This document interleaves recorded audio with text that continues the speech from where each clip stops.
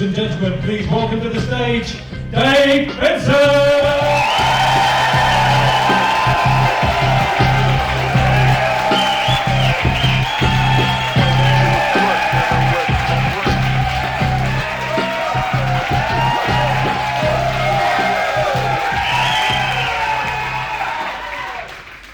Guys, welcome to my show. Thank you for coming along. I should address this. Someone told me I was looking too old to be dressed like this the other day. In fact, what they specifically said is I'd started to look like an undercover cop at a skate park. Which I thought was really fucking rude, so I went to a skate park earlier today and none of those little pricks would sell me any drugs, so there we go. Yeah, I did get heckled in the street the other day here in Brighton for the way I was dressed, right? And now if you are being singled out for the way that you were dressed in Brighton, you do have to consider the possibility that you're dressed like a cunt, don't you? You do. I'll tell you what it was. The football had been playing, man. The football had been playing. I was with two other comedians. One of them was carrying a longboard. The other one was wearing a flat cap. I was just dressed like this. I walked past a pub that had been playing the football. I saw some guy gearing up to say something. I thought, here we go. And he just went, oi, oi! It's BBC Six Music! Which saved me a good hour's worth of writing, if I'm honest with you. But man, I genuinely don't know how I'm supposed to dress in my 40s. I feel like most men in their 40s, they get to that 40 age and they look in their wardrobe and they go, oh, there's a pair of jeans there, there's a suit jacket there, I'm putting that with that, and that's me for the rest of my life. Don't want to do that. Two reasons. First one, don't want to look like Richard fucking Hammond. Second reason, don't understand the look. I mean, I kind of, what is the point of it? It's like, I've got this suit jacket in case I need to take care of some business. But I've also got these jeans in case that business is on horseback.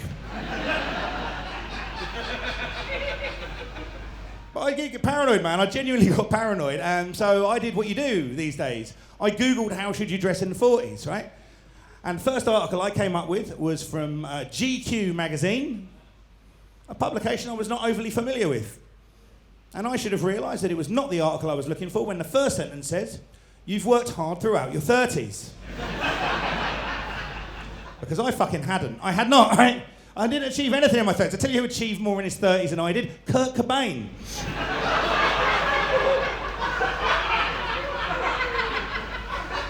Rewritten from the original draft of Jade Googie, which audiences did not like. Okay. But I wrote some of these things down from this article in GQ magazine, okay? Had a few pointers. I thought, I'm here, I'm going to read the article. Point one, okay? This is a reasonable point in my mind. I hope you agree with me. Don't wear too much sportswear. Now you're in your 40s. You don't want to give off a PE teacher vibe. And that's fair, isn't it? No one wants to look like a PE teacher. PE teachers don't want to look like PE teachers. Do you know what I mean? Like just three words I don't think should be in the same sentence. Sports, science, degree. Call me old-fashioned, but I don't think it's a degree if you can get it in a fucking tracksuit. I just don't. All I'm saying is there was no sports science officer on the deck of the Starship Enterprise, was there, right? Point number two. Got a little bit weirder. Be cautious with corduroy. You don't want to give off a geography teacher vibe. At this point, my thought was, well, GQ, what's your problem with educators? At this point in my life, I'd be happy to be confused with any kind of professional, if I'm honest with you. What's point three going to be? Don't wear a lab coat and carry a Bunsen burner. You know what I mean? If anything, though, point three was a little bit weirder, because it says here, yeah, it does say. Now you're in your 40s, it's time to wave goodbye to elaborate patterns.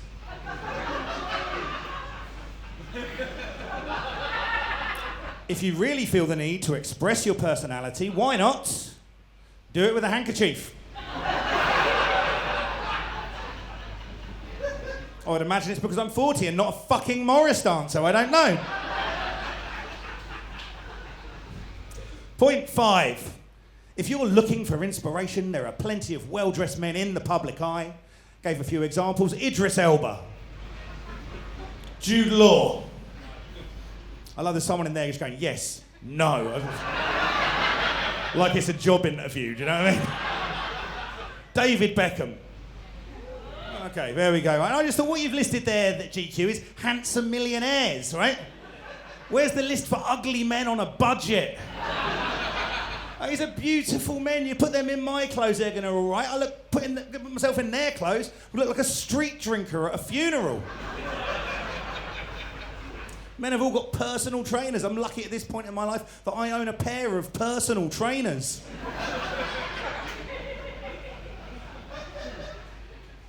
Point 6. Shit started getting real. You're going to need at least one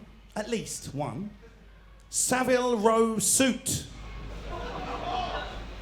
Now, I'm very common. I did not know what Savile Row was. I was thinking a paedophile in a canoe.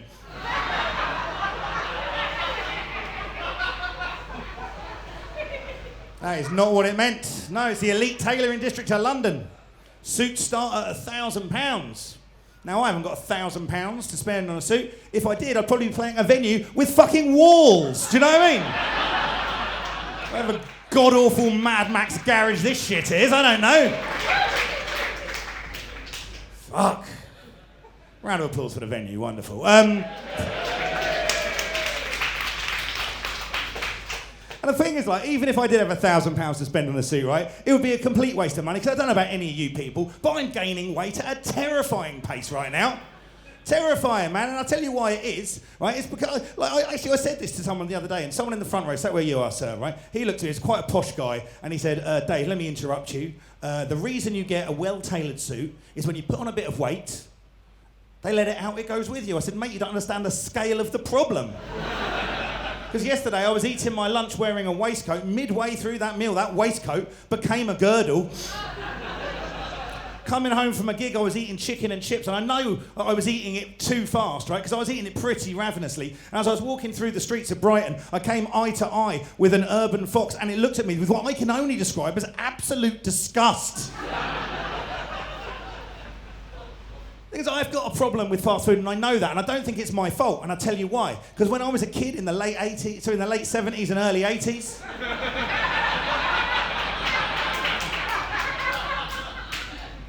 I'm not sure what the joke was there, but I'm fairly sure. If you've bought your own, it's fine, man. It's going to save me some work.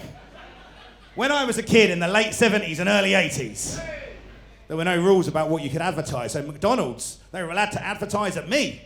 And they identified little 5-year-old me as a key demographic, and they advertised at me relentlessly, right?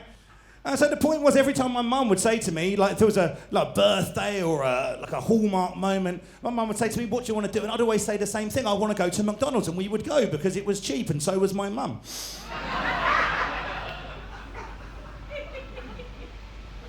But what it means now is 20 years later, all of my happiest memories are intrinsically linked to McDonald's, aren't they?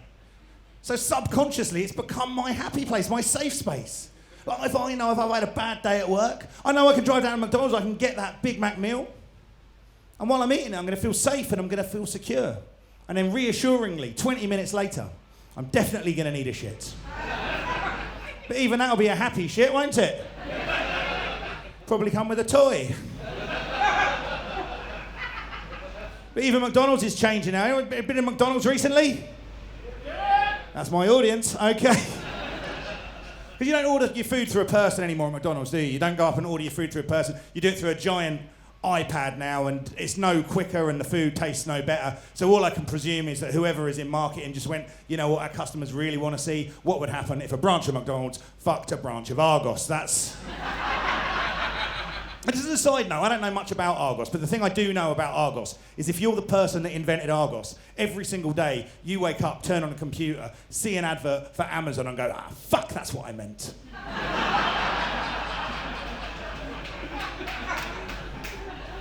Not a lot of mileage between a good idea and a very good idea, is there? There you go. I don't know, man. I feel like McDonald's is on the run, though. They're on the run from the artisan burgers. Do we know the artisan burgers? We're in Brighton, of course we know the artisan burger. If you don't know what an artisan burger is, it's like a normal burger, but it costs 15 quid, it comes in a brioche, and it was probably cooked by someone that's dressed a lot like me. And when I eat those things, man, I think they're delicious, generally speaking, but I have a bit of a problem with them because of the term artisan, because calling them artisan intimates that somewhere along the line an artist was involved. Well, and I'm not an art historian, but I don't remember the meat period. I don't remember it. Don't get me wrong, I'd go and see. Look, if I got the chance to go and see the Sistine Chapel, Michelangelo had done it with mints, I'd go, right? I would definitely go to the Louvre if I thought there was a real chance I would be offered the choice between the Mona Lisa and the double Mona Lisa with cheese and bacon. Anyway, I just think the people that make this junk food, they know it's bad for us, they know it's addictive, and they don't make it easy for us to avoid, okay? They don't make it easy for us to avoid. Like, if you've ever ordered a pizza from Papa John's Pizza, you know that pizza comes with a free gift, which is the most insistent pen friend you have ever had in your life. At this point, I'm on about 20 texts a day from Papa John's Pizza, 14 emails. Tried to unsubscribe on the text, tried to email unsubscribe on that, even handwrote him a letter, Dear Papa. I'm 45 years old, I've got elevated cholesterol and no willpower. You are going to kill me. Left it 48 hours, text kept coming. Starting to wonder if that man's even my real father. I'm just starting to think the only way I'm going to cut out the weight is if I just cut out some parts of my diet completely. I'm kind of an all or nothing guy, so I thought maybe it's time to go vegetarian. And, you know, like I say, I'm all or nothing. Maybe if I'm going to go vegetarian, I'm going to go vegan. I believe in a lot of the principles. The only thing that stops me is I don't want to be like my next door neighbour. Don't want to be like him. My next door neighbour, he is a vegan, also drives a brand new white Range Rover. Presumably because you need four-wheel drive up on the moral high ground. I do not know. Difficult terrain up there, that's all I know, man. Anyway, I was talking to you, sorry, I got distracted. This will be a theme of the show. I was talking to you about GQ magazine, wasn't I? Now, the final point of this GQ magazine article was the one where it completely lost me. Because it said, point 7, now you're in your 40, the number one most essential part of your styling is to make sure, and I quote, that your wrist game is on fleek. Now, I didn't know what that meant, but I've been married for 13 years, so my wrist game is strong.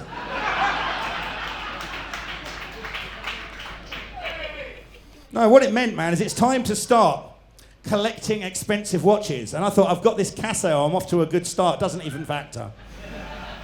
No, the watch they were talking about was a Rolex that started at £125,000, went all the way up to £250,000, depending on options. I feel like some of you don't feel like that's a ridiculous amount of money. That is a ridiculous amount of money for a watch, isn't it? Because GQ didn't think so. GQ says, it seems like a lot of money, but it's not.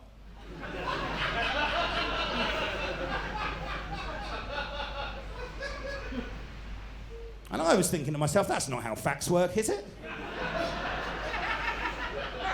Like, am I being gaslit here? Is that what the G stands for in GQ? I don't know.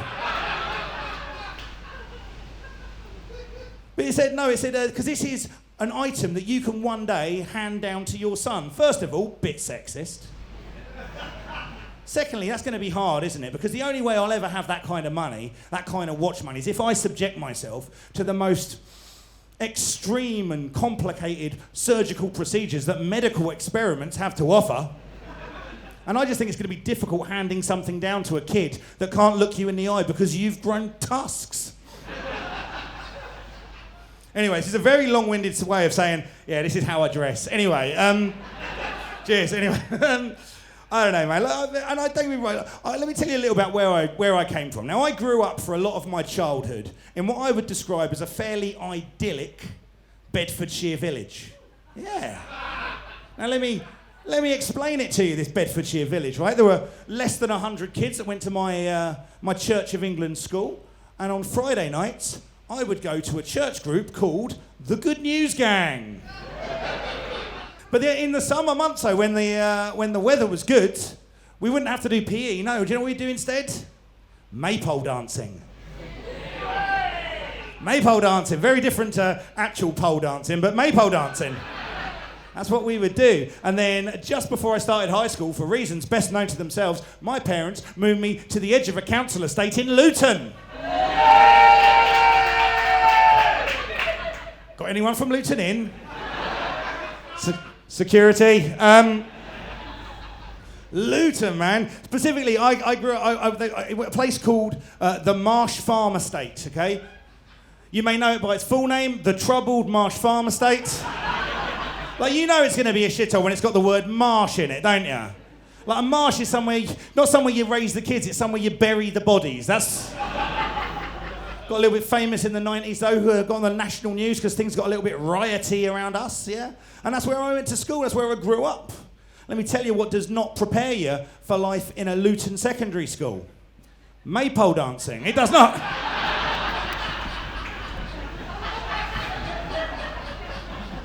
And what didn't help is I was a weird-looking kid, man. I was a weird-looking kid. Some of you are looking at me saying you're a weird-looking adult, but I grew into my face. Fuck you people. And I can hear some of those laughs, and you people have got nothing to be claimed of. But yeah, I was a weird-looking kid, man. Let me describe you to you, right? I was super, super skinny. Like, I ate a lot. I've already talked to you about my McDonald's habit, right? I ate, but I couldn't put any weight on, right? And I looked medically skinny is how I would describe myself. Also, I've had these prominent front teeth. You can see them? And they've been about that size since I was 3, okay? And I had to get up to speed, right? So I was super skinny, got these big, prominent teeth, okay? And then just before school, I had a growth spurt. So I'm all of these things and 6 foot. And the thing is, so basically, long story short on this, is I got bullied quite a lot at school. And I don't even hold it against the bullies, because a bully's got a job to do, haven't they? If you're there in the morning doing your bully admin, working out, who's getting bullied today, who isn't, this kid walks past you, skinny, tall, big teeth, like a big bulimic bunny, you know what I mean? You got to bully that kid, otherwise you're getting kicked out of the bullies union. I got to say, there was this one particular kid, his name was Murat. Now, Murat was the heir to a Luton kebab shop empire. He did a full day's work after school every single day. That was his legacy, that's what he did, right? Now, Murat had gone through puberty somewhere around, I would say, 7. So we're dealing with this enormous man-sized child, like operating on the same levels of chest and facial hair as an in his prime Tom Selleck. That's what we're dealing with Murat. And he had the kind of muscles that you only get from lugging about those big bits of mystery meat night after night. Also, presumably from being exposed to a lot of friars, he had incredibly bad dandruff, which no one ever mentioned. No one ever mentioned this to him, okay? Because he was built like a brick shithouse. Now, the other thing I've got to tell you about me as a child is I had an incredibly big mouth. I did not know when to leave things well enough alone, right? So when he turned to me, apropos of nothing one day, and said, "Oi, Fensome, you look like fucking Goofy, mate, innit?" What I should have said is, "Thank you, sir," and walked away. What I actually said was, "Oh yeah? Well, who are you then?"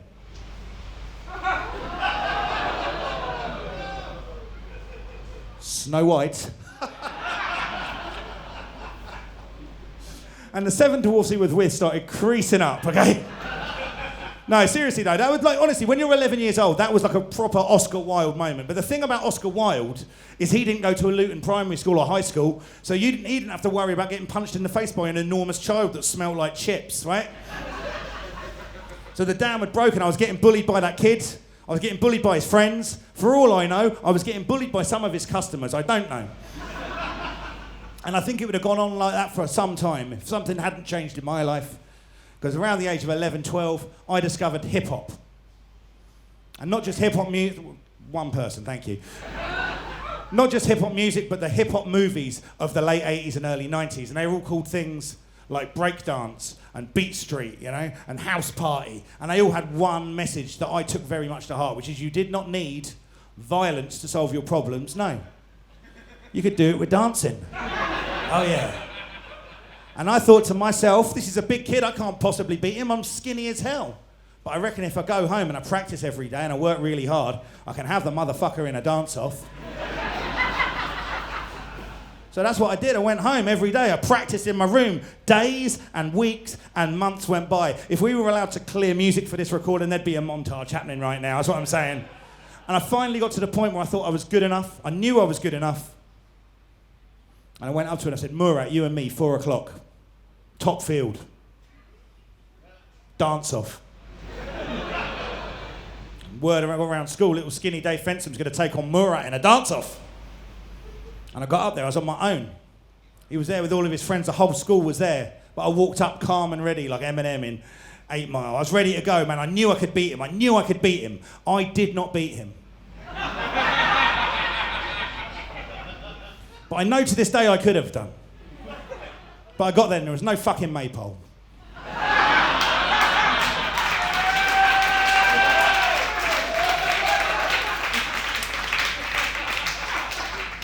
And don't be wrong, man. Look, at the start of that, when I say I'm talking about my mum and dad, I don't blame my mum and dad for moving there. My mum and dad are amazing people, right? They're working class. We've got working class people in the room. Thank God for that, because I asked that question in Lewis the other day, and they laughed as if it was the best punchline they'd ever heard, right? Working class people, man. They were that post-war working class generation. They worked so hard so I could have opportunities that they didn't have. Like, I was the first person in my family to go to university. Thank you. It's a really big deal, man. A really big deal. It was an even bigger deal when a while later I became the first person in my family to drop out of university. Man, it was no great loss to the educational world, truth be told, because I was studying at the University of Wolverhampton. And I was studying philosophy. Now, what you might know about philosophy is it's about asking the big questions, like, why am I here? Which, as it turns out, is a fairly relevant question when you're in Wolverhampton. I don't know, man. I was always a clever kid. I was told you I was a bright kid. And I always kind of did well at school and things like that, but I always kind of did not quite as well as people expected me to. And when I got to university, I just couldn't keep my thoughts. I couldn't be on lessons in time. I couldn't organise my time. And I thought, do you know what? It's just because I'm not into the degree, and I dropped out, okay? I dropped out. But I had a pretty good life though, man. To be honest with you, I dropped out and I kind of started working because I had to work. Now, I'll be honest with you, give me a shout if you've ever been sacked from a job. A few of you, man. Was it your fault? That's unusual, man, because most of the time people say no. Most of the time people would be like, no, someone didn't like me, or my face didn't fit. And I have to turn around to them and say, mate, you got caught wanking at your desk. You're a newsreader, that kind of thing. But like, I got sacked from a few jobs, man. That's the truth, right? Similar kind of thing, man. Like, I had good jobs. I was always interviewed well, always got good jobs, and I'd be going along great. And then at some point, I don't know, there'd be some little admin thing or something like that, and it'd kind of get out of control, and I'd end up kind of, I don't know, just kind of, it'd snowball out of control, and eventually I would fall out with the job. And that happened to me a few times, but I didn't really mind that much because I had a really kind of good group of friends behind me. I kind of met a lot of my friends through music. We've got music fans in? Yeah, I remember, I've been going to music festivals since I was 17 years old. That's what I'm saying. Like, 17 years old, I went to my first music festival, and every time I go, I feel like I learned something about myself. Like I went to a festival just before lockdown, and I think the thing I learned is that I'm too fucking old for music festivals now. Too old, man, because it's me that's changed, I think. It's me that's changed, because I used to be so excited when I used to go, and I used to look at all the people you see at festivals, the characters, and the people that make the festival, the guy giving out free hugs, the guy that's juggling, the guy with the funny hat. And I used to look at him like, he's great, and now I look at him, I'm like, twat, right? Don't like these people. And I first realised I was getting too old for music festivals when I caught myself using this expression 4 times over the weekend. I was like, this North Face jacket's really paying for itself. What you do, you get older, you start equating experiences with possessions, right? Like, I was in there just congratulating myself because I bought a new tent. It's like, Dave, this tent you've bought has totally transformed the experience. You can stand up in it. This air mattress is like sleeping on a cloud. I thought to myself, you know what else you got though, don't you, Dave? An actual house. And all of a sudden you're coming up 200 quid short on the mortgage because I'm not a gambling man, Brian. I don't put 50p on the Grand National, yet every year, without fail, I throw down £200 on the outside chance we might get 3 days worth of sunshine in June. And of course, I'd have lost the bet. It rained the entire time I was there. Had to wear Wellington boots. Now, there's not much in my life I'm proud of, but one of the things I am fiercely proud of is that I've built a life for myself that is broadly free of Wellington boot wearing. Because I don't own a dog or murder women, so I've got no use for them. Actually, full disclosure, since I wrote that joke, one of those things has changed. Got a dog, you pricks, okay.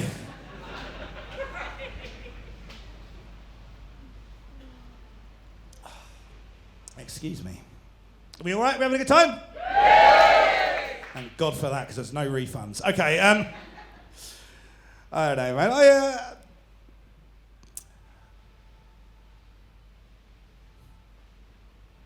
Now, one of two things is happening here.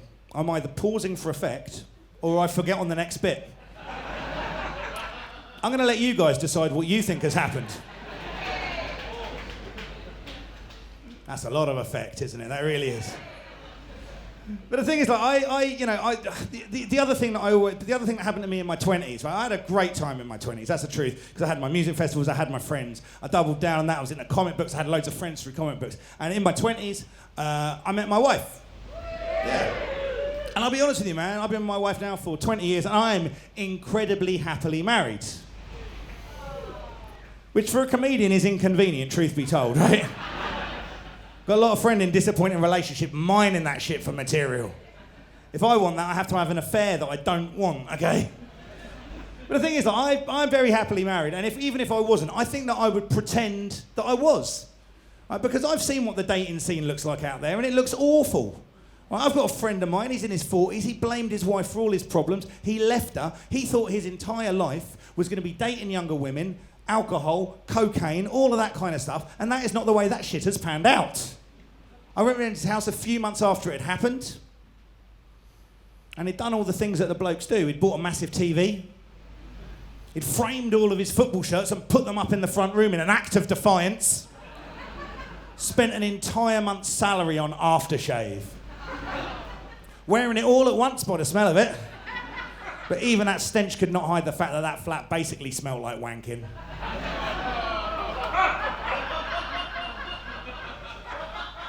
That heady aroma of CK1 and the bins at Yo Sushi, you know what I mean? That. Too much, okay, fair enough, okay. But I don't know. But the point of it is, right, I've been in my relationship with my wife is like, to anyone that's been in a relationship for a long period of time, it's two people that love each other very much. It's two people that have got each other's back no matter what happens. But it's also two people that write down every single thing that the other one does that annoys them and brings it up only when it is most tactically advantageous. Because if you've been in a relationship for a long time, you know things get political, don't they? Things get political. It's like Game of Thrones, but like one of the later series where there aren't as many tits.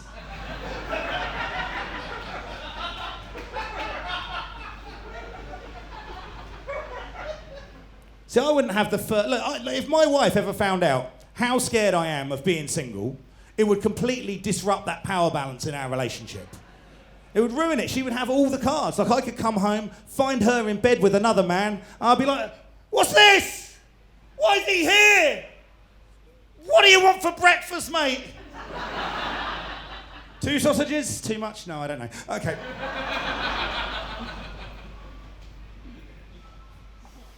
Because I wouldn't have the first idea how to go about getting on a date these days. I wouldn't have the first idea. Like, the last time I sent anyone a dick pic, it was by fax. In what I can only describe as an incredibly strange day at the office, you know? And that's not even true, obviously. I've only ever sent one dick pic in my entire life. It was to my wife, had the caption, "Does this look normal?"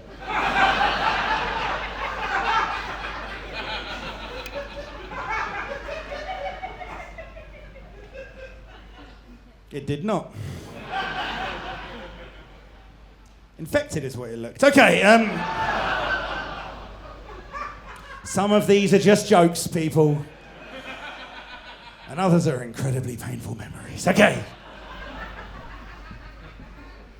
But the thing is, through my 20s and my 30s, I was an incredibly happy man. I knew that some things hadn't gone the way I wanted to. I wasn't where I wanted to be career-wise, but I had my friends, and I had my wife, and I had my happiness, man. And then, I guess, around the age of 40, something interesting happened to me, right?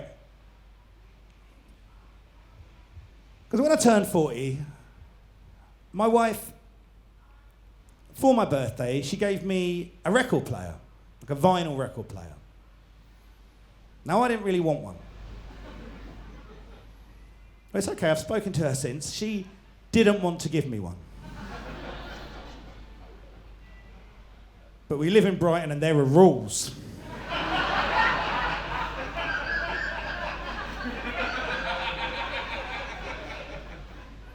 But it turned out it was a very profound present for a man of my age, actually, a man at a turning point in his life. Because I realised that when I put the needle on the outside edge of that record and I watched it travel all the way around the outside circumference, the furthest distance it would travel, I was reminded of those long summers when I was a kid, the ones that really seemed to last forever. But then something happened, the needle got to the middle of the record, and I realised that that's where I was now in my life. And I realised that some of the best songs had been front-loaded and had already played. And then as I looked ahead, I realised with each rotation, that needle was travelling less and less distance each time. And it was getting very close to that final infinite groove where all the music was going to be gone forever. And that led me to think for the first time in my life about my own mortality and I guess my own inevitable death. And it made me ask myself a question that I want to ask you guys, which is, does anyone want to buy a record player?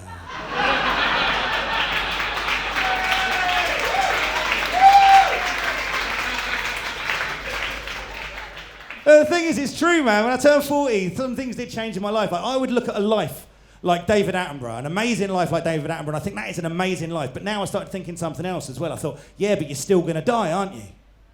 He's going to die, isn't he? David Attenborough's going to die. What's wrong with you? Is this on? Are you people? No, that man has spent his entire life dedicating to teaching people about the natural order of life. Do you know how upset he'd be if he thought you people didn't know that he was going to die? He's going to die, though, David Attenborough, man. And I'll be honest with you, man, he's still out there. 95 years old, David Attenborough is now, still doing some of his best work, man. All of the work that he's put out in the last 5 or 6 years, some of the best work he's ever done. I'm an enormous fan, and I'll be honest with you, thank you. I'm going to be honest with you, I think the fact that he's out there doing that work, and some of you will agree with me, is really fucking selfish. It's selfish, isn't it? It's selfish because it's making the inevitable more difficult when it finally comes, right? Like, you know, say what you want about Prince, but at least that guy had the common decency not to put out a good record for 15 years before he died. You didn't see Muhammad Ali challenging for that heavyweight championship towards the end? No. Martin McGuinness, not a single car bomb. Oh, is that fucking too much for some of you? Well, think about me. I forgot where I was the other day. I told that joke in the Grand Hotel. And if you know your history, you'll know that that did not go down very well. Which is weird, because it normally brings a house down.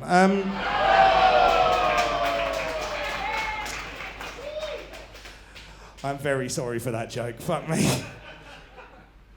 I don't know. But I started to have these thoughts, man. But I was still kind of happy. And look, I'll be honest with you guys. I'm going to have to change tone up a little bit. Because I never wanted to be... Around 40, I started doing stand-up comedy, right? I started doing stand-up comedy about 5 years ago. And I just wanted to do it to make people laugh. That's all I wanted to do. And I never, ever wanted to be the type of comedian that came up and told a sad story, okay? I never did. So I kind of do that last bit, kind of making fun of those kind of bits, right? But you can only tell the story that you've got to tell. That's the truth of the matter. And unfortunately, some things happened to me in my life that sent my life in a direction that I didn't expect them to do. Because around the age I was 40, my wife and I, we found out that we were going to be having a baby. And we'd wanted to be parents for a long time. We wanted to be parents for such a long time. And we went through it. We had what they call a textbook pregnancy. And we got to hospital, and the thing that we were supposed to do was deliver a baby. That's what we were supposed to do. We were going to be induced. That's what we were going to do. And we got the worst news that we possibly could have got when we got there. Baby hadn't made it, and 2 days later she was born. Now, she was born sleeping and she never woke up. Her name was Morrigan Rose Fensome, and we loved her insanely, okay? And I'm going to be honest with you guys, it fucking broke me, man. It really did. It broke me, and I tried to do everything I could. I tried to do everything I could to be there for my wife, because it was her that had to deliver my baby and her that had been through the pain, and I wanted to be there for her, right? That's the thing that I wanted to do. And somewhere in the process of that, I kind of maybe forgot to look after myself a little bit. Okay, and we tried again, and we had another pregnancy, probably too soon. And then something happened. My relationship with my wife has always been the rock stone in my life. And there was an elephant in the room, and there was something that we couldn't talk about for the first time in our relationship. And I wish I had a better ending for this story to you, but we got to 22 weeks in that pregnancy, and we lost our son Robin as well. And at that point, I stopped trying. I stopped fucking trying. And I'll be honest with you, I became someone that I didn't like. I was drinking too much. I was out too much. I was getting into fights. I was doing all the things that you're not supposed to do. I was doing all the things because I was just in pain that I couldn't understand. I couldn't feel my feelings anymore for the first time in my life. And that's the truth, right? And I kind of lived with that for a little while. And then after about 3 months, the pain was too much and I couldn't handle it. I just couldn't put my thoughts together. And one night I went out, I got really, really drunk, and I woke up and I was feeling the pain and I was feeling all the things that you shouldn't feel. And I just decided I'd had enough. And I tried to end things. Spoilers, did not succeed. But I woke up in a place that I never thought I'd wake up in. I woke up in a hospital, and I had to stay there for a few days. Now, I've introduced some dark themes. I've introduced a lot of tension in the room. I'm going to tell you, you are fine to laugh at some of the things that are to come. And I woke up. If you think, the thing is, if you've ever been in a situation where you've had a breakdown, and statistically, some of the people in this room have, and we don't talk about it, and I think that we should talk about it because it normalises something that is a very, very normal thing, right? Now, if you've ever had a breakdown and you know the thing that you need is you need to find peace and you need to find tranquility so that you can try and get your thoughts back together and you can try and start moving on with your life again. And that is everything that an NHS mental health facility is not, right? It's not. They may as well have sent me to a chimp's tea party to recover. It's like, oh, doctor, what's happened? Oh, I think I've broken my leg. Oh, here's a ski pass, dickhead. Do you know what I mean? Oh, man, and if you think you meet some wacky characters at festivals, let me tell you about the mental health NHS facility. There was a man in there in hip-hop clothing, lovely Air Jordans, took an immediate shine to me, can't imagine why. But his thing was he wanted to lend you small sums of money. Can you just hold this for me, fam? 10p. Can you hold this for me, fam? 50p. Hold this for me, fam? £2, man. By the end of the day, I was like carrying 30 quid. Do you know what I mean? In very heavy trousers. It was all small change. And he would not allow you to get that back. For all I know, that man owns my soul to this day, right? And then there was the table tennis man, the man that would wake up every morning. There was a table tennis table, and every morning he would be the first person there, and he would play all day, right? And he would never lose. It was a winner stays on system. He never lost. In fact, in retrospect, I'm not sure he was ill. I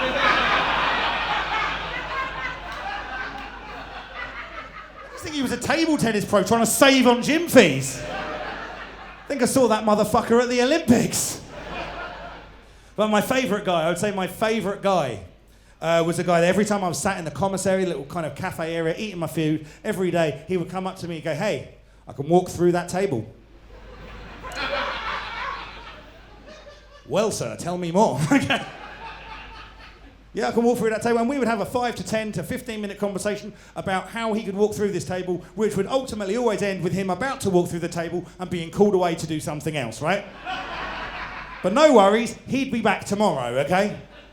Now, that guy ended up having a fight with the table tennis guy. I don't need to explain the conflict of interest, do I? I don't.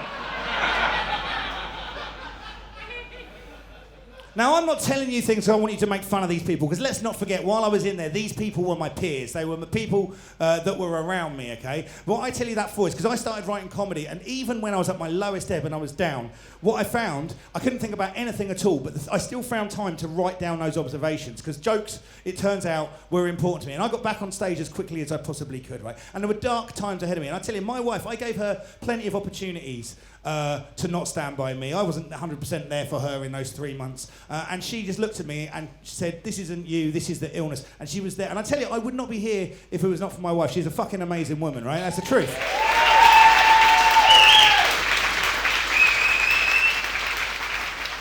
And so for her, for more than anyone, I tried. And there were dark days. And I finally got to a point where I said to her, Jenny, I think I've got some good news today. And she said, oh yeah, what's that? And I said, I don't think these antidepressants are giving me diarrhea anymore.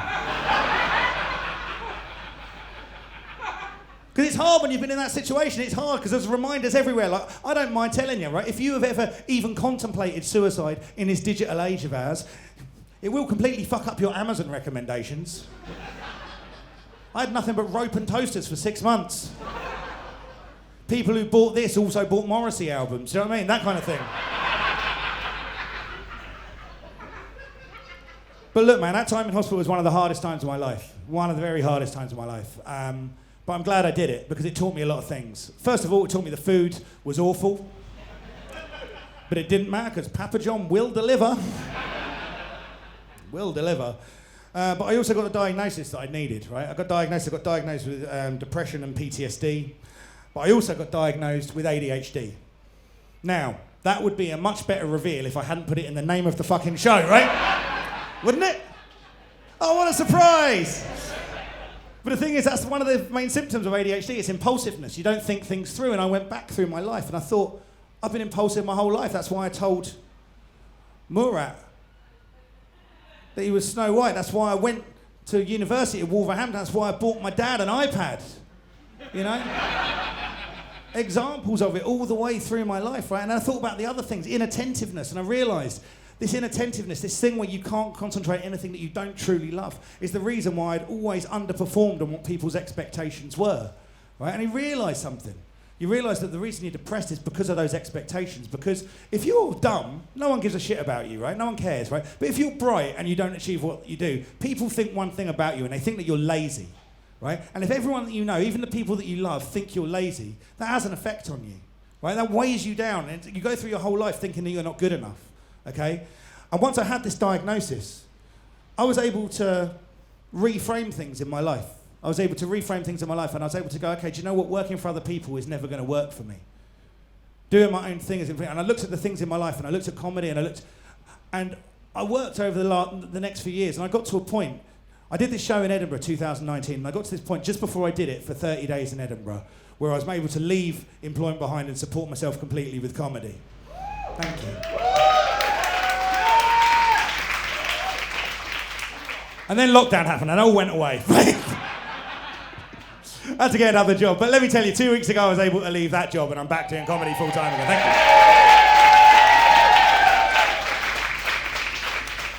So I guess what I'm trying to say to you, right, is I've kind of, a lot of my friends have done all the things they wanted to do in life, right? They've achieved things, they've bought the things they wanted, they've done the things they wanted to.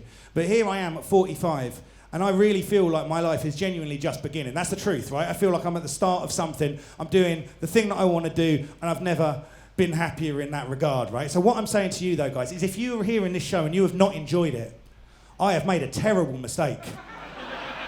Guys, that is ADHDave. Thank you for joining us.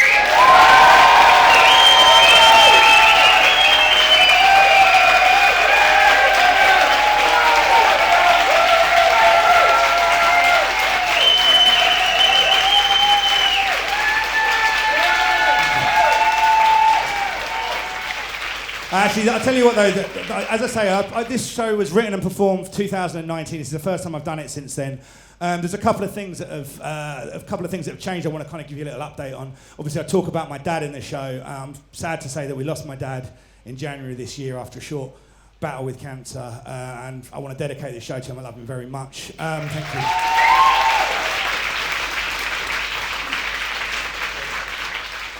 But the one thing I will say, and the thing that I hope some of you guys can take away as a positive, is in September of that year, before he passed away, he got to meet my daughter, Isla.